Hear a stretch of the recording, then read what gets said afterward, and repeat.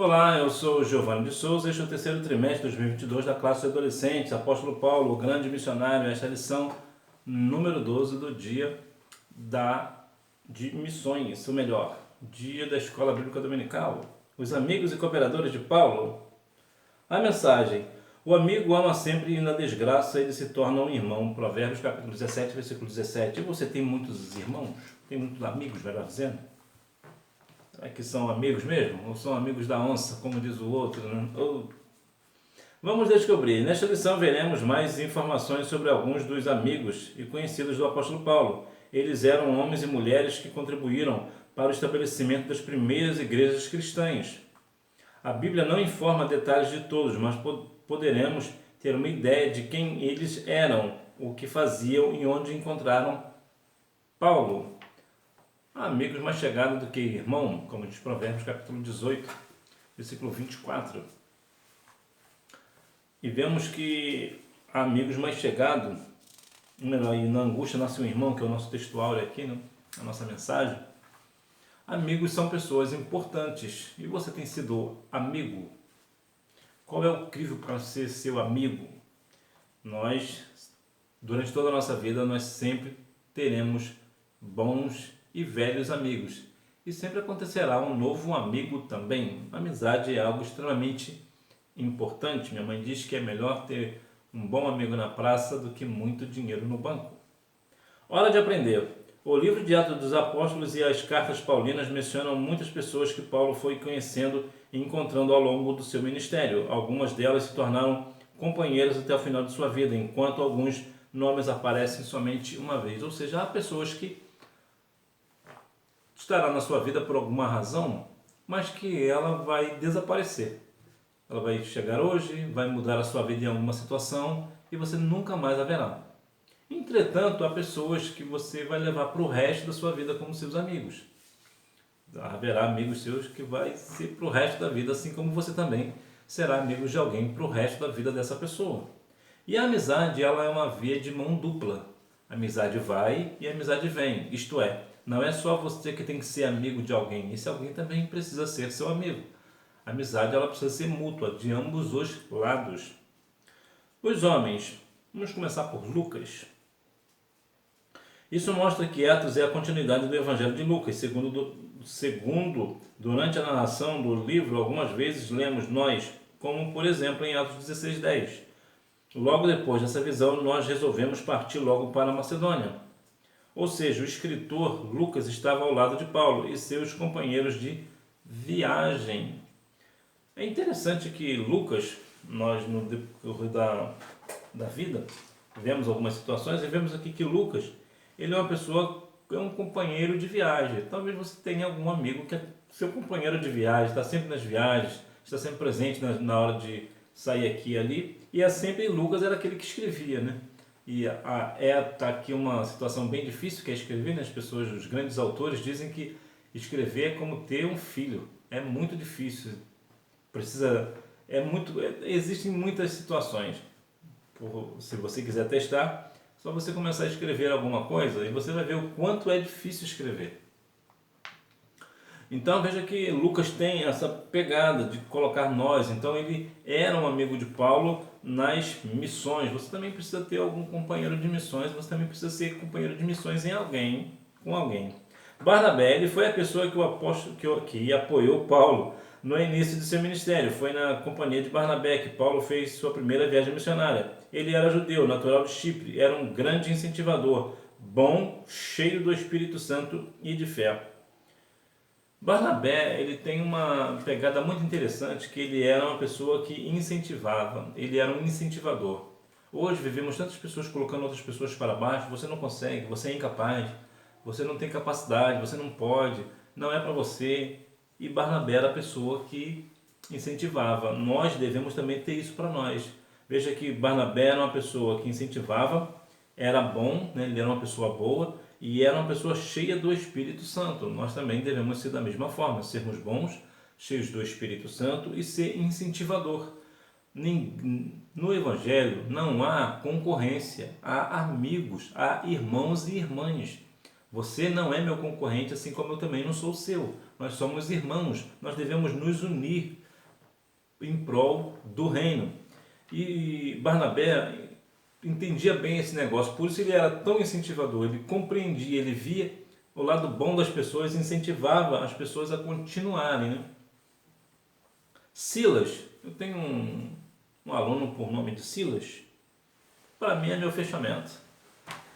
Era judeu, ele acompanhou o apóstolo em sua segunda viagem missionária, substituindo Barnabé. Silas foi até preso e chicoteado com Paulo em Filipos.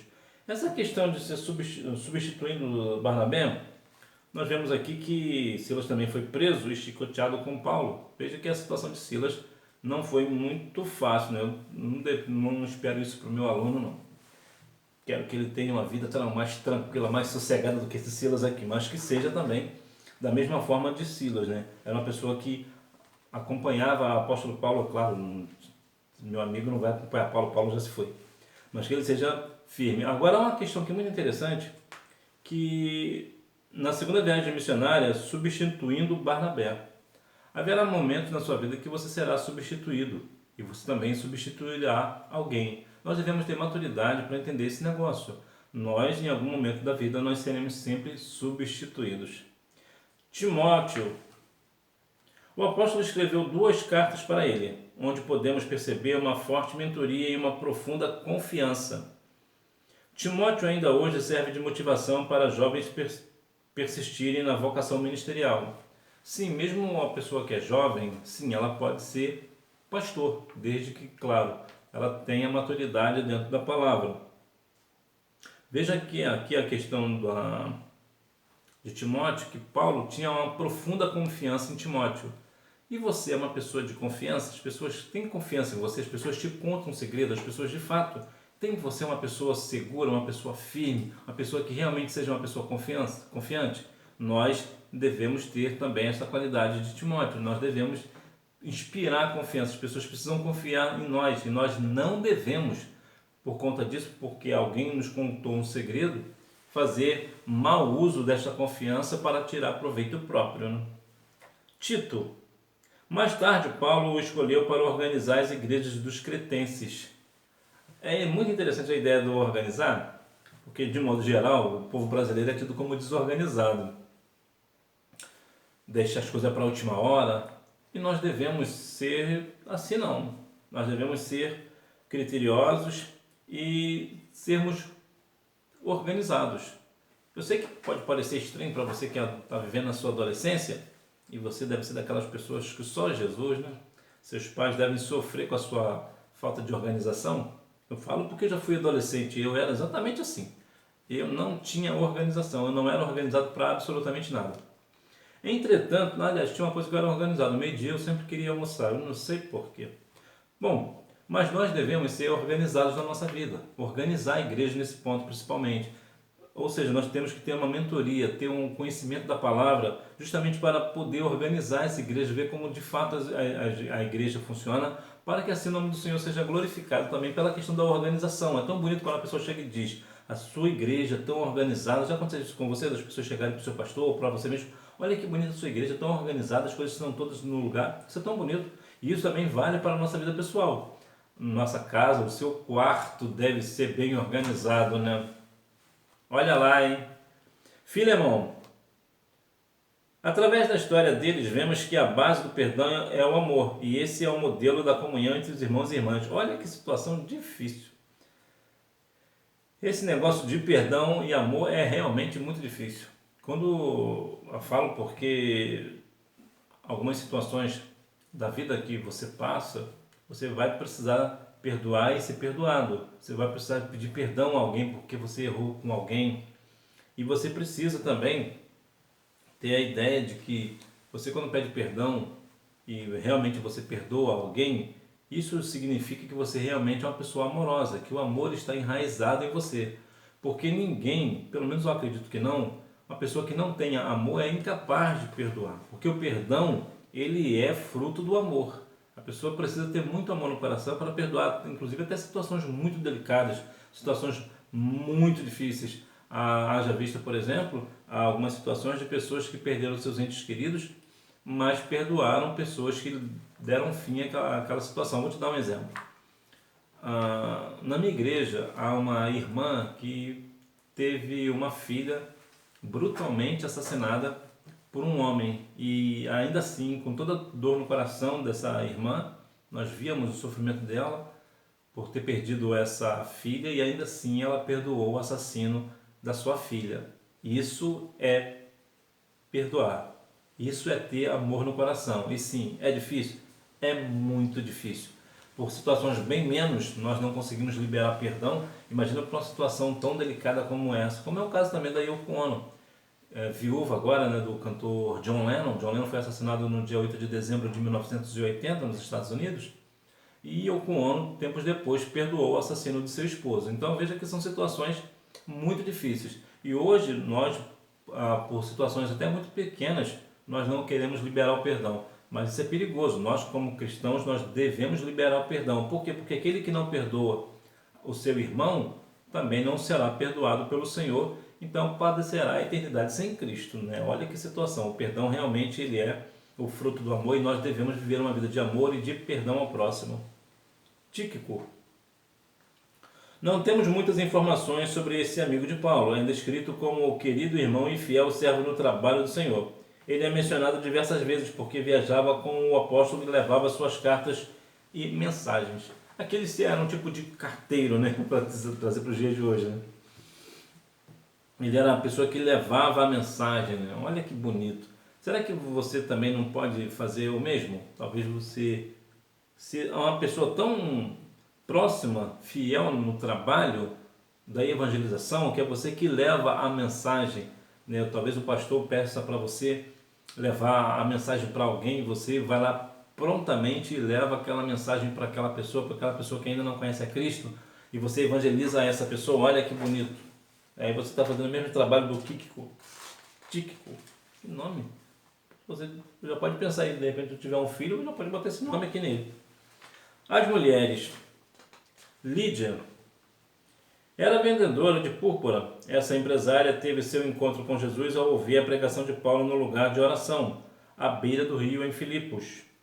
Ela hospedou o apóstolo e os seus companheiros de viagem. Muitos expositores do Novo Testamento acreditam que a igreja de Filipos começou na casa dela. Veja que coisa interessante. Era uma mulher que era empresária, vendedora de púrpura, e ela usou esse negócio para propagar o evangelho. Quando nós temos uma profissão e com esse ganho nós propagamos também a evangelização, nós estamos prestando um bom serviço ao reino de Deus. E nós devemos fazer assim também. Veja que ela hospedou o apóstolo Paulo e seus companheiros de viagem. Quantas pessoas hoje precisamos de pessoas assim, né, que tenha isso no seu coração? O povo de Espírito Santo, por exemplo, é um povo de Minas Gerais também, é um povo muito hospitaleiro. É claro que os demais também são. O brasileiro, de modo geral, ele é hospitaleiro, mas o Espírito Santo em Minas Gerais, e me parece que Goiás também, tem essa pegada de ser hospitaleiro. Então veja que nós devemos ser assim também. Agora, há de se ver o seguinte, né? Não é qualquer pessoa que você vai ser hospitaleiro, né? Você precisará ter cuidado, que não é qualquer pessoa que nós podemos colocar dentro da nossa casa, né? Damares. O contato com ela aconteceu durante a segunda viagem missionária, no Aerópago foi ótimo. No Aerópago de Atenas. Ela ouviu o discurso de Paulo em Atenas e creu no Evangelho. Isso mostra que ela fazia parte da elite intelectual daquela geração e se tornou um membro do grupo de cristãos em Atenas. Muitas das vezes vemos pessoas não tendo muito contato com pessoas da igreja. E nós devemos ser essa pessoa que temos esse contato com pessoas que não são cristãs. Haja vista justamente porque algumas pessoas que são intelectuais, ou seja, são inteligentes, também aceitam a Cristo como Salvador. As pessoas acham que não, somente as pessoas pobres que não têm muito conhecimento é que aceitam a Cristo como Salvador, são os analfabetos. Não, há muitas pessoas intelectuais, até mesmo cientistas, que são evangélicos, que são salvos na pessoa de Cristo. Até porque aceitar a Cristo como Salvador, na verdade, é um sinal de inteligência, né? Como diz Jó, capítulo 28, versículo 28, o temor do Senhor é a sabedoria, apartar do mal a inteligência. Se bem que aqui é mais uma questão de temor, né? Se bem que o temor é uma sabedoria. Febre. O apóstolo recomendou que os cristãos romanos já recebessem como alguém de confiança. Mais uma vez aqui com o Timóteo, precisamos ter uma pessoa de confiança. E veja que aqui uma mulher de confiança. Por exemplo, as irmãs do círculo de oração, de modo geral, são pessoas de confiança, sabem segredos. Por que elas sabem segredos? Porque como são pessoas de oração, quando as pessoas estão com dificuldade, uma situação delicada, vai recorrer a quem? A irmã do círculo de oração. Por quê? Porque as irmãs que oram, né, elas têm sempre uma história para contar, elas têm sempre algo para contar, para edificar as nossas vidas. Por quê? Porque elas vivem em comunhão com o Senhor, porque vivem uma vida de oração. E por isso são pessoas confiáveis. O casal missionário. Muitos fazem a obra no campo missionário se utilizando de sua profissão, ou seja, pelo trabalho, comunicam o evangelho às pessoas com as quais estão envolvidas. Então, no trabalho, no ambiente de trabalho, nós também devemos falar, comunicar o evangelho às pessoas, para que as pessoas saibam do evangelho, conheçam o evangelho de Cristo, saibam que usamos a nossa profissão, o nosso trabalho para assim também propagar o evangelho. Você está no seu trabalho? Sim, você adolescente também pode trabalhar, não há nenhum problema, inclusive não só pode, como deve trabalhar. Você está no seu trabalho e você assim, juntamente com seus amigos do trabalho, que não são cristãos, você também prega o evangelho para eles. Você precisa usar esta ferramenta aí para pregar o evangelho. Conclusão. Paulo foi um grande missionário e impactou a vida de muitos. Foram muitas as pessoas que tiveram contato com o apóstolo. Algumas se encontraram com Jesus pela sua pregação, outras se tornaram líderes, outras o acompanharam até o final de sua vida. Paulo é um exemplo para nós de como ser um bom amigo e construir relacionamentos sólidos com os irmãos em Cristo. Então seja um irmão, um amigo, uma pessoa próxima, uma pessoa confiável. Assim você terá amigos para o resto da vida. É bem verdade que há amigos, de modo geral, a gente tem muito colegas.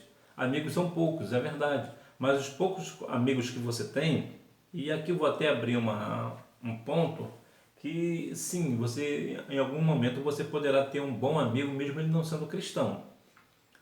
De modo geral, nós temos sempre amigos cristãos, né, no nosso convívio, mas haverá também pessoas que não são cristãs que são tão amigos quanto. Em alguns casos, até mais amigos do que irmãs, até mais amigos do que pessoas da igreja, né? Já visto que nem toda pessoa que está na igreja é de fato irmão, de fato amigo, né? Tem essas questões também.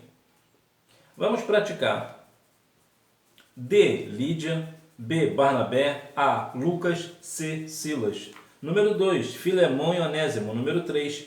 Tito. Que Deus em Cristo continue abençoando a sua vida, que você seja aí um amigo e cooperador do seu pastor, do seu líder, que você certamente seja amigo do seu líder, seja o braço direito do seu líder, do seu pastor, do seu professor de escola bíblica dominical, e que certamente você terá sempre amigos para o resto da vida. Que Deus em Cristo continue abençoando a sua vida, que você tenha uma boa aula no dia de escola bíblica dominical, até porque quem faz a escola é o aluno. Tchau!